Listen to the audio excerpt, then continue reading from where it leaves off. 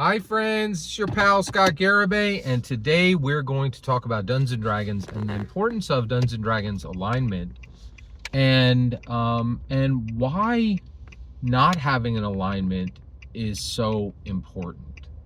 Also, that reminds me, I have to check if Dagger Howard has alignment. I'm betting it doesn't. But so Dungeons & Dragons has alignment. It's had alignment since February 7th, 1974.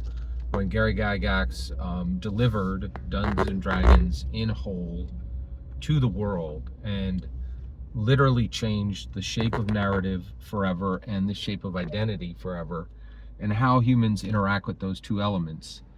And what's really interesting is, so it's so important because I think the key aspect is you need to understand that alignment question of are you good or evil, that has nothing to do with your player character. It's really asking you, right? And it was the first time, and this is one of the reasons why I really believe Dungeons & Dragons is essentially a secular church, right?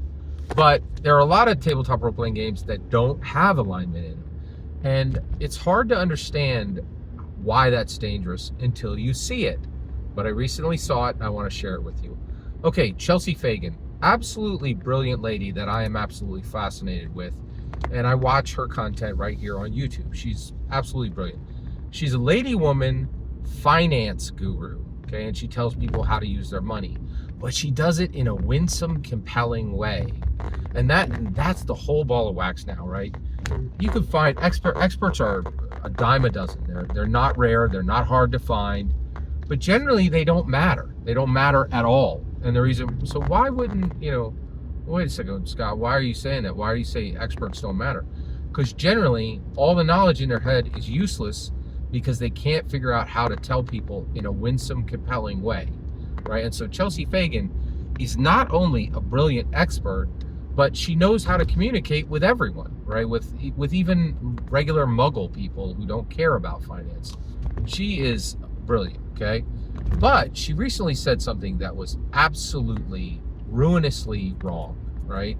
And I was like, why would you say that? And I know why. I'm going to tell you why. Okay, so what did she say? So she said, hey, lady women out there, and she's often talking to lady women, right? So why do I listen to her? I don't know. Actually I do know, because she's super smart and she makes her point in a compelling, winsome way. That is my absolute jam, right? Because it's so rare, right?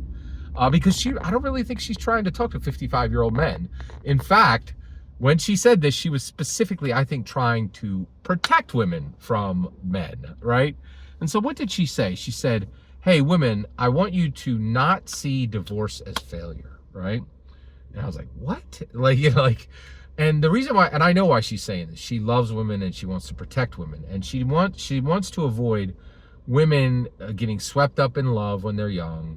And then 10, 20, 30 years later, they stay in a marriage for 5, 10, 15, maybe permanently in a loveless marriage that is going nowhere, right?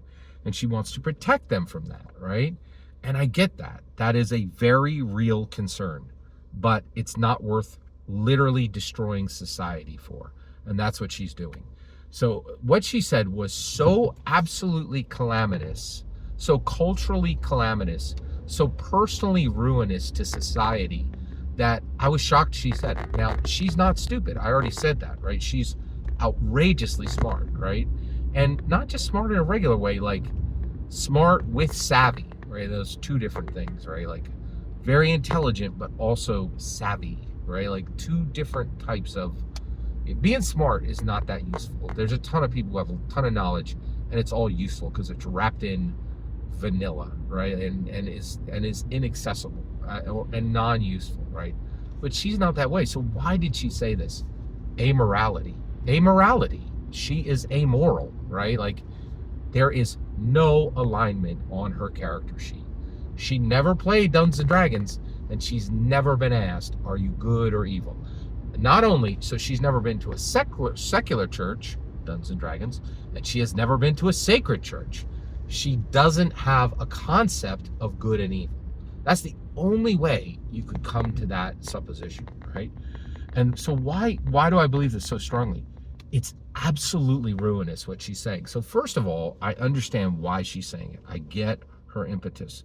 But the problem is, we as a society have crafted marriage in a way where we don't do anything else. Nothing else we do are we like, hey, pay tens of thousands of dollars, gather 300 people, celebrate the day, and take a public oath to die together, to literally die together, to remain together until literally death severs your connection, right? We don't do this with anything else. It is a public oath, right? And then we celebrate it, and we gift it, and we wrap it in wealth. Like, nothing we do is wrapped in so many layers of protection, right? And the reason why is it's so, like, we just went through graduation, right? And literally, low millions of graduates were celebrated this year. They did something of significance. They finished something, and it was celebrated. This is a public promise. And if you attack this, if you chop it with your axe, society breaks down. This is the strongest bonds we have. We don't wrap anything in the cultural bubble wrap that we wrap marriage, right? And so to take an axe to the root of it is literally amoral. And I think the only way you could say something like that she said, is if you have no connection to morality, right? And are amoral, right? And it's just, I think that's the only, and so the point is, it's incredibly important that the alignment is there on the sheet. I cannot tell you how important it is that the alignment is there on the sheet. Because without it, you run into cultural calamity. You run into personal ruin, right? And this is why Dungeons & Dragons is so important. We Christians have known this forever, right? We're like, you need to understand the difference between good and evil. When Gary Gygax wrote Dungeons & Dragons, he was absolutely not a Christian.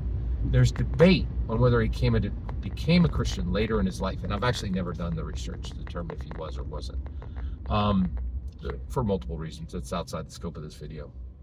But the reality is, what was so important about Gary was that he understood things that were beyond his purview. And that's the entire point of Dungeons & Dragons, is once you become a dungeon master, it literally locks every single aspect of life as your purview. You're like, I have to know everything, right? That's why I have 3 libraries, right? In different formats, right? That's why you do too. But alignment on the character sheet is extremely real. Without it, we slam into cultural calamity. Every single word you just heard is my humble opinion. The important part is when I get to hear your humble opinion, when you get in the comments and send your traffic. Please consider liking and subscribing, and have a fetch millennium.